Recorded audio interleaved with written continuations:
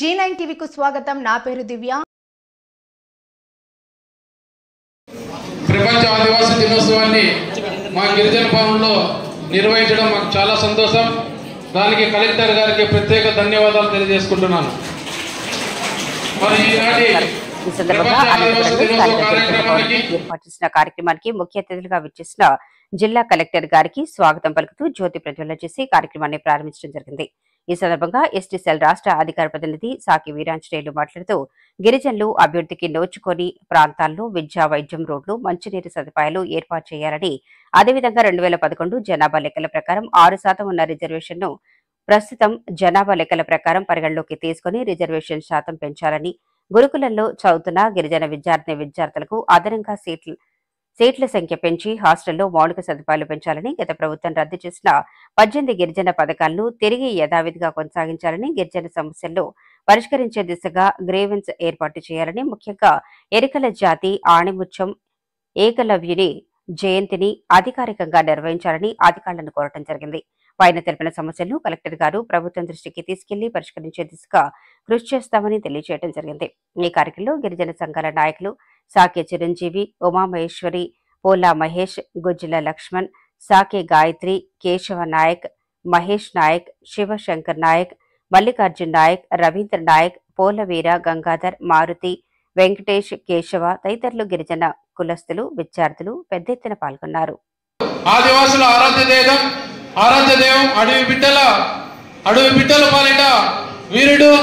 మరి ఆనాడు జల్ జంగల్ జమీన్ అనే ఒక నినాదంతో మరి ఆదివాసుల హక్కులను కాపాడుతూ నిజాం పాలకులపైన గెరిల్లా పోరాటాలు చేసినటువంటి వ్యక్తి కొమరం భీమ్. అటువంటి వ్యక్తిని గుర్తు చేసుకోవాల్సినటువంటి అవసరం మనకి ఎంతైనా ఉంది. తెలుగు జాతి పౌరుషాన్ని ప్రపంచానికి చాటి చెప్పినటువంటి వీరుడు, ఉద్యమాలను విప్లవ బాటలో నడిపించినటువంటి ధీరుడు. మరి అడవి జాతులను కాపాడడం కోసం, అడవి భూములను కాపాడడం కోసం, అడవిలో జీవనం సాగిస్తున్నటువంటి వారి కోసం అండగా నిలబడి ఎత్తిన బాణం దించకుండా మరి బ్రిటిష్ వారి పైన పోరాటాలు చేసినటువంటి వీరుడు మన్నెం దొర అల్లూరు సీతారామరాజు గారు పుట్టినటువంటి గడ్డ మన భారతదేశం అని చెప్పేసి గర్వంగా తెలియజేస్తున్నా.